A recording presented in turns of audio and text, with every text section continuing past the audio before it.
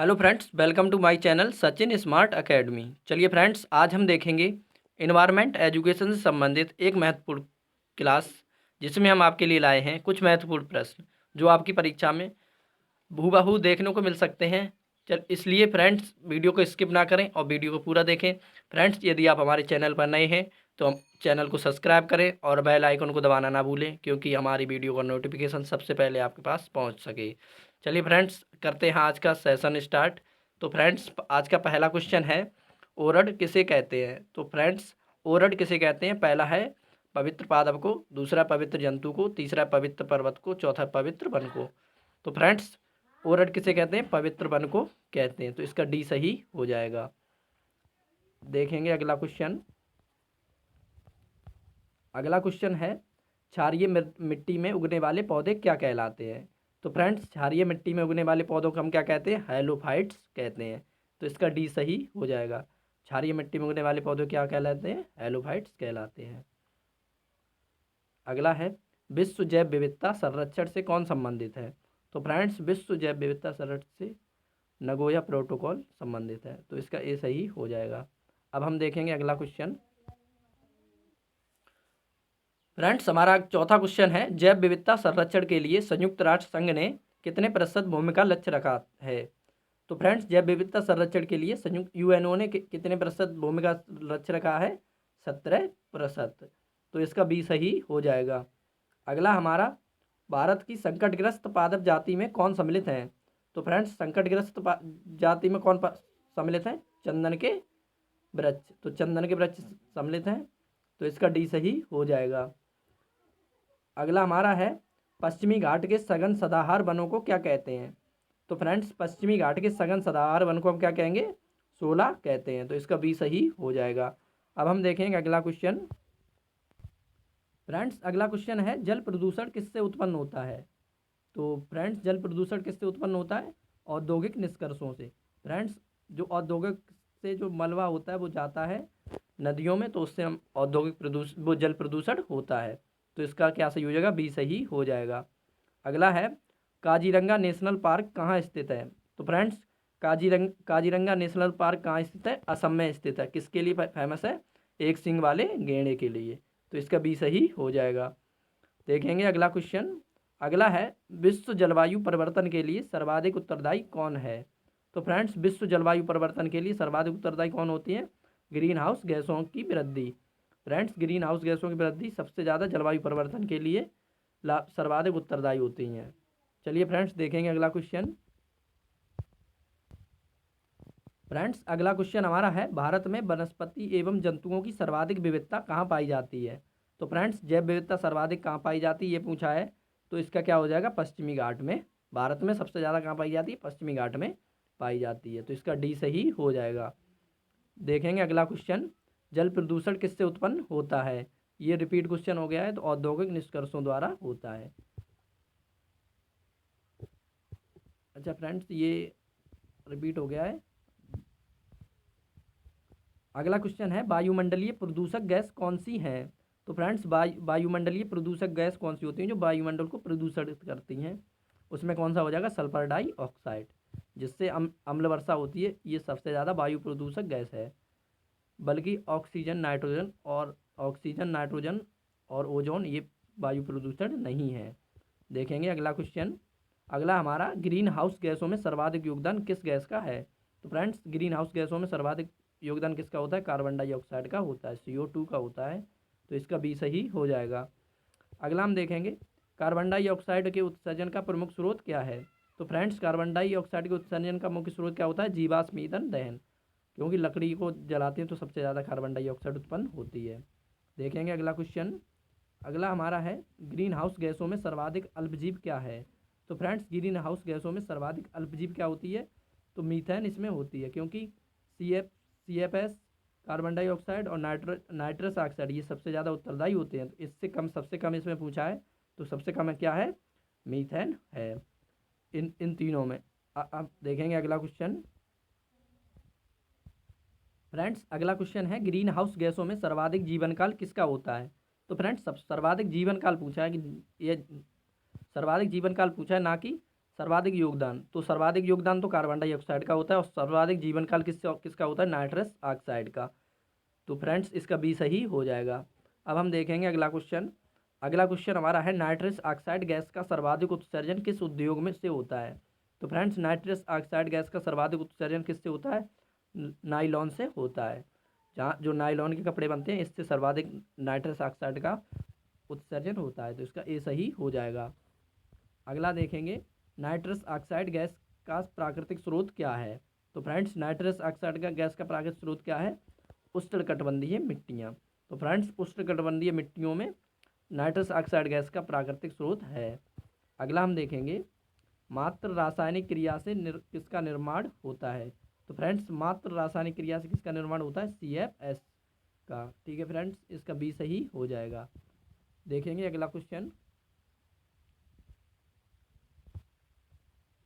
Friends अगला question हमारा ozone परत को हानि पहुंचाने वाले घरेलू उपकरण कौन सा है?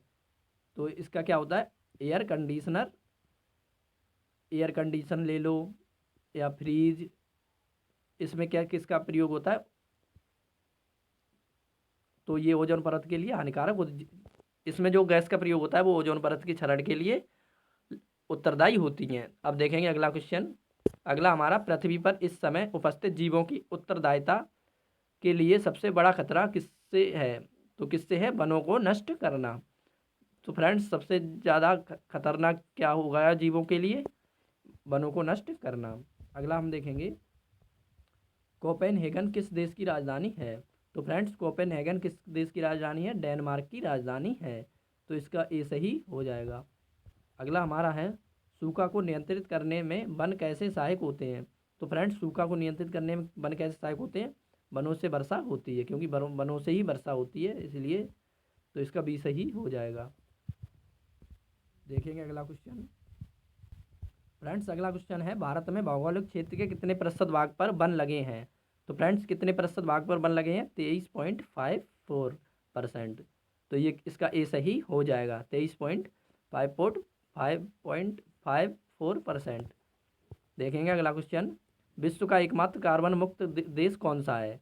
तो फ्रेंड्स विश्व का एकमात्र कार्बन मुक्त देश कौन सा है? स्वीडन है। तो इसका ए सही हो जाएगा। अगला है GSLV शब्द का पूर्ण रूप क्या है? तो फ्रेंड्स इसका ए सही हो जाएगा। जियोसिंक्रोनस सैटेलाइट लॉन्च व्हीकल का। ठीक है फ्रेंड्स, इसका ए सही हो जाएगा। अगला है टेलीविज़न रिमोट कंट्रोल किस प्रकार की तरंगों का उपयोग करता है? तो किस प्रकार की तरंगों का उपयोग करता है? आवृत्त किरणों का। तो इसका ए सही हो जाएगा। फ्रेंड्स अगला क्वेश्चन है पारिस्थितिकी तंत्र में ऊर्जा का पिरामिड कैसा होता है? तो फ्रेंड्स पारिस्थितिकी तंत्र में ऊर्जा का पिरामिड सदैव कैसा होता है? सीधा होता है और एक दिशीय होता है। तो इसका ए सही हो जाएगा। अगला है समस्त शाकाहारी जीव क्या कहलाते हैं? तो फ्रेंड्स समस्त शाकाहारी जीव जो उत्पादकों को खाते हैं उनको क्या कहते हैं? प्राथमिक उपभोक्ता कहते हैं। अब हम देखेंगे अगला क्वेश्चन।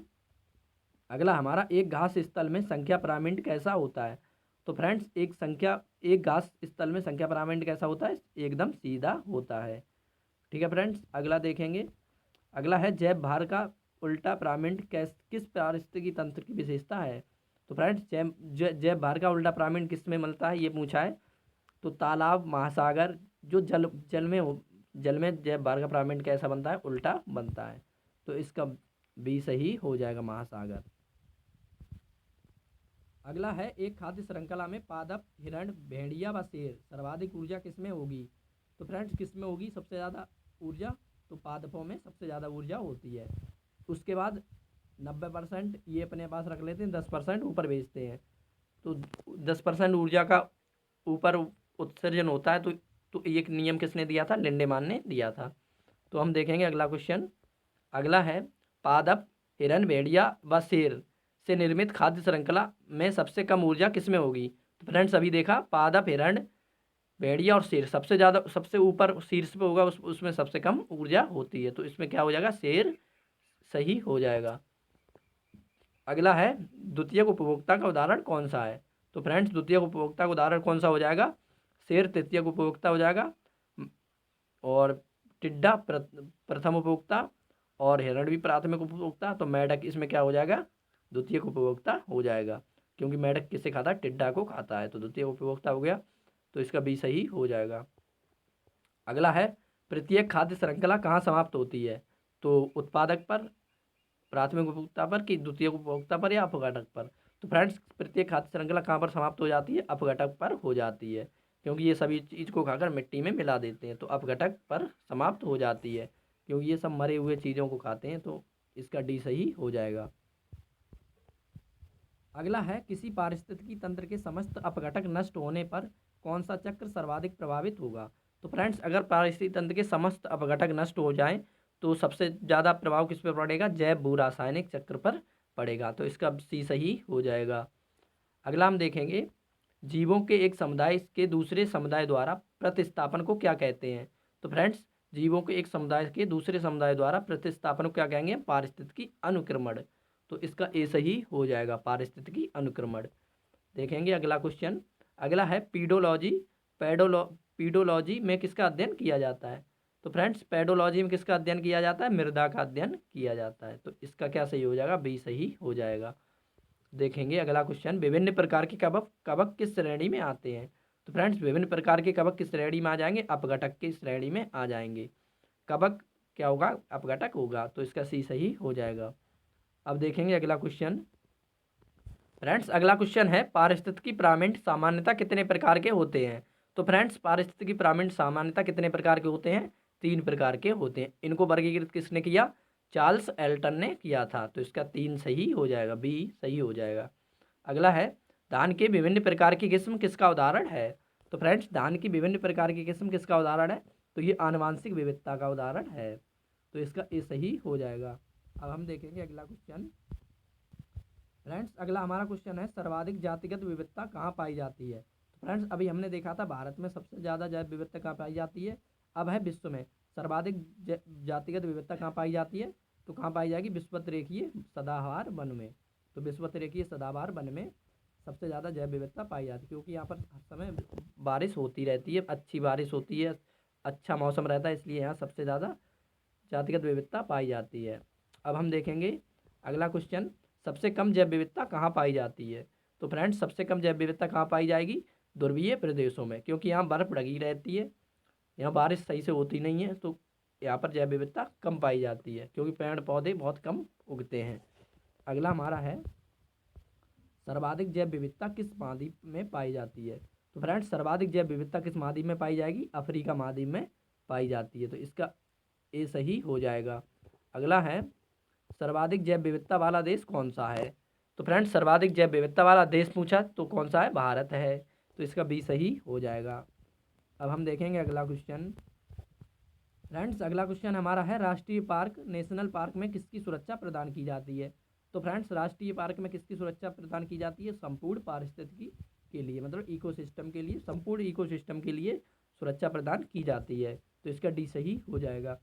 अगला हमारा है स्थानीय जीव विविधता को क्या कहते हैं? तो फ्रेंड्स स्थानीय जीव विविधता को हम क्या कहेंगे? अल्फा जैव विविधता। तो स्थानीय जीव विविधता को हम क्या कहते हैं? अल्फा जैव विविधता। तो इसका सी सही हो जाएगा। अगला हम देखेंगे बीटा जैव विविधता किसका उदाहरण है?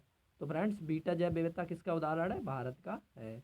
तो भारत में बीटा जैव विविधता पाई जाती है। अगला हम देखेंगे वैश्विक जैव विविधता को क्या कहते हैं? तो फ्रेंड्स वैश्विक विश्व की जैव विविधता को हम क्या कहेंगे? गामा विविधता। ठीक है फ्रेंड्स, इसका सी सही हो जाएगा। अब हम देखेंगे अगला क्वेश्चन। फ्रेंड्स अगला क्वेश्चन हमारा भूमध्य रेखीय वन किस स्तर की जैव विविधता के उदाहरण है? तो फ्रेंड्स भूमध्य रेखीय वन किस स्तर की जैव विविधता के उदाहरण हो जाएंगे? वैश्विक स्तर की उदाहरण हो जाएंगे। तो इसका डी सही हो जाएगा। अगला है उष्णकटिबंधीय सदाबहार वनों में वैश्विक जैव विविधता का कितने प्रतिशत पाया जाता है? तो फ्रेंड्स उष्णकटिबंधीय सदाबहार वन में सबसे ज़्यादा जैव विविधता होती है। तो इससे क्या होगा? 50 से अधिक। तो यहाँ 50 से अधिक जैव विविधता पाई जाती है। अगला हमारा विश्व में जीव जंतुओं की अज्ञात प्रजातियों की संख्या लगभग कितनी है? तो फ्रेंड्स विश्व में जीव जंतुओं की ज्ञात प्रजातियों की संख्या कितनी है? लगभग 14 लाख। तो इसका ए सही हो जाएगा। अगला है प्रचुर जैव विविधता संपन्न राष्ट्रों को किस श्रेणी में रखा जाता है? तो फ्रेंड्स प्रचुर जैव विविधता संपन्न राष्ट्रों की श्रेणी में रखेंगे हम मेगा डाइवर्सिटी देश। तो इसका क्या सही होगा? मेगा डाइवर्सिटी देश। इसका सी सही हो जाएगा। फ्रेंड्स अगला क्वेश्चन हमारा है, भारत में जीव जंतुओं की ज्ञात संख्या लगभग कितनी है? तो फ्रेंड्स भारत में कितनी है जीव जंतुओं की ज्ञात संख्या? 1 लाख है। तो इसका ए सही हो जाएगा। अगला है, रणथंभौर राष्ट्रीय उद्यान कहाँ स्थित है? तो फ्रेंड्स रणथंभौर राष्ट्रीय उद्यान कहाँ पर स्थित है? राजस्थान में स्थित है। तो इसका ए सही हो जाएगा। अगला हमारा है, भारत की प्रचुर जैव विविधता के लिए सर्वाधिक उत्तरदायी कारक कौन सा है? तो फ्रेंड्स भारत की प्रचुर जैव विविधता के लिए सर्वाधिक उत्तरदायी कारक कौन सा हो जाएंगे? भौगोलिक दशाएं। तो इसका ए सही हो जाएगा। अगला हमारा, जैव विविधता की प्रचुरता एवं क्षेत्र विशेषी जीवों की प्रमुखता वाले संवेदनशील स्थल को क्या कहते हैं? तो फ्रेंड्स जैव विविधता की प्रचुरता एवं क्षेत्र विशेषी जीवों की प्रमुखता वाले संवेदनशील स्थल को क्या कहेंगे? तो इसको क्या कहेंगे हम? तप्त स्थल। तो इसका बी सही हो जाएगा। फ्रेंड्स अगला क्वेश्चन हमारा, भारत का तप्त स्थल जिसे हॉटस्पॉट कहते हैं कौन सा है? तो भारत का तप्त स्थल यानी हॉटस्पॉट कौन सा है? तो पश्चिमी घाट है। तो इसका बी सही हो जाएगा। अगला है हमारा, सर्वाधिक हॉटस्पॉट किस महाद्वीप में चिन्हित किए गए हैं? तो फ्रेंड्स सर्वाधिक हॉटस्पॉट किस महाद्वीप में स्थित किए गए हैं? तो दक्षिण अमेरिका में किए गए हैं। तो इसका सी सही हो जाएगा। अगला है हमारा, किस महाद्वीप में एक भी हॉटस्पॉट नहीं है? तो फ्रेंड्स यूरोप महाद्वीप में एक भी हॉटस्पॉट नहीं है। तो इसका सी सही हो जाएगा। फ्रेंड्स हॉटस्पॉट किससे संबंधित होते हैं? जैव विविधता से संबंधित होते हैं। अगला हमारा, पृथ्वी की सतह पर जल, वायु एवं भूमि सहित जीवों का मंडल क्या कहलाता है? तो फ्रेंड्स पृथ्वी की सतह पर जल, वायु और भूमि सहित जीव मंडलों क्या कहते हैं हम? जीव मंडल कहते हैं। तो इसका बी सही हो जाएगा। अब हम देखेंगे अगला क्वेश्चन।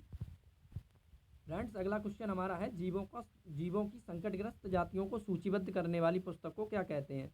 तो फ्रेंड्स जीवों की संकटग्रस्त जातियों को सूचीबद्ध करने वाली पुस्तक को हम क्या कहेंगे? Red data book. जिसे कौन प्रकाशित करता? IUCN। तो इसका ए सही हो जाएगा। अगला हमारा, IUCN किस क्षेत्र में संलग्न संगठन है? तो फ्रेंड्स IUCN किस क्षेत्र में संलग्न है? जीव संरक्षण के लिए। कौन सा जीव विलुप्त हो रहा है उसकी सूचना देता है IUCN। तो इसका बी सही हो जाएगा। अगला हमारा, डायनासोर किस जाति का उदाहरण है? तो फ्रेंड्स डायनासोर किस जाति का उदाहरण है? तो ये विलुप्त हो जाति का उदाहरण है, क्योंकि ये विलुप्त हो चुके हैं। तो डायनासोर किस जाति का उदाहरण है? विलुप्त प्रजाति का। अगला हमारा, भारत की संकटग्रस्त पादप जाति का उदाहरण है? तो फ्रेंड्स भारत की संकटग्रस्त पादप जाति का उदाहरण क्या है? रोहिड़ा। तो इसका डी सही हो जाएगा। और क्या है? तो चंदन के वृक्ष। तो इसका डी सही हो जाएगा, रोहिड़ा। अब हम देखेंगे अगला क्वेश्चन। फ्रेंड्स अगला क्वेश्चन हमारा है, पेट्रोलियम किसका स्रोत होता है? तो फ्रेंड्स पेट्रोलियम किसका स्रोत होता है? अनवनीकरण। तो क्योंकि ये अनवनीकरण है, क्योंकि ये पहले से ही है। तो इसका ए सही हो जाएगा। अगला हमारा है, ग्रेट इंडियन बस्टर्ड क्या है? तो फ्रेंड्स ग्रेट इंडियन बस्टर्ड क्या है? एक संकटग्रस्त जाति है। तो इसका सी सही हो जाएगा। अगला हमारा, निरंतर ह्रास के कारण शीघ्र ही संकटग्रस्त की श्रेणी में आने की आशंका वाली जाति को क्या कहते हैं? तो फ्रेंड्स निरंतर ह्रास के कारण शीघ्र ही संकटग्रस्त की श्रेणी में आने की आशंका वाली जाति को हम सुभेद जाति कहते हैं। इसे भी हम IUCN रेड डाटा बुक में रखता है। अब हम देखेंगे अगला क्वेश्चन। अगला हमारा, स्वस्थानीय संरक्षण किसका उदाहरण है? फ्रेंड्स स्वस्थानीय संरक्षण किसका उदाहरण हो जाएगा? टाइगर प्रोजेक्ट का हो जाएगा स्वस्थानीय संरक्षण। तो इसका ए सही हो जाएगा। अब हम देखेंगे अगला क्वेश्चन। फ्रेंड्स अगला क्वेश्चन हमारा है, DDT क्या है? तो फ्रेंड्स DDT क्या होता है, ये पूछा है उसने। तो ये क्या होता है? गैर जैव अपघटनीय प्रदूषक। फ्रेंड्स गैर जैव अपघटनीय प्रदूषक होता है ये। तो DDT की फुल फॉर्म क्या होती है? डाइविनाइल ट्राइक्लोरोईथेन। तो फ्रेंड्स क्या होती है? डाइविनाइल ट्राइक्लोरोईथेन। तो इसका क्या सही हो जाएगा? सी सही हो जाएगा। अगला हम देखेंगे, बहिर स्थानीय संरक्षण किसका उदाहरण है? तो फ्रेंड्स बहिर स्थानीय संरक्षण किसका उदाहरण है? जंतुआलय का उदाहरण है। तो इसका डी सही हो जाएगा। अगला हमारा, गिर क्या है? तो फ्रेंड्स गिर क्या है? गिर एक राष्ट्रीय उद्यान है जो कहाँ स्थित है? गुजरात में स्थित है। तो गिर क्या है? एक राष्ट्रीय उद्यान है जो कहाँ स्थित है? गुजरात में स्थित है। अगला हमारा, घड़ियाल प्रोजेक्ट किस नदी पर स्थापित है? तो फ्रेंड्स घड़ियाल प्रोजेक्ट किस नदी पर स्थित है? चंबल नदी पर स्थित है। चलिए फ्रेंड्स, आशा करते हैं आपको हमारी ये वीडियो पसंद आई होगी। यदि पसंद आई हो तो वीडियो को लाइक करें और इसी प्रकार की वीडियो पाने के लिए हमारे चैनल को अभी सब्सक्राइब करें। यदि फ्रेंड्स आप हमारे चैनल पर नए हैं तो हमारे चैनल को ज़रूर सब्सक्राइब करें। चलिए फ्रेंड्स, मिलते हैं अगली वीडियो में। तब तक के लिए हंसते रहिए, मुस्कुराते रहिए। Thank you, best of luck, bye bye.